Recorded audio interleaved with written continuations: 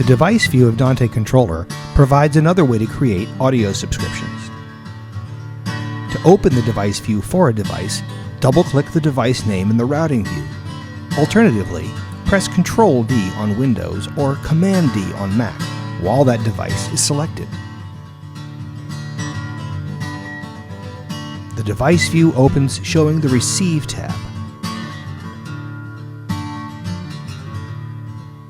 To make individual channel subscriptions, drag transmit channels from devices in the Available Channels pane onto the Receive channels of the selected devices.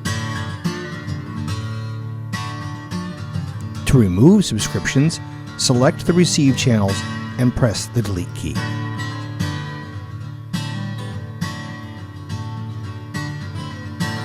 You may also bulk subscribe to all available channels of a transmitter by dragging a device name shown in Available Channels onto the Receive channels of the selected device.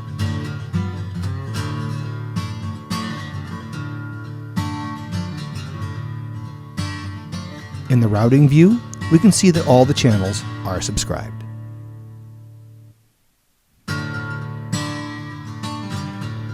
Thanks for watching this video about the device view in Dante Controller.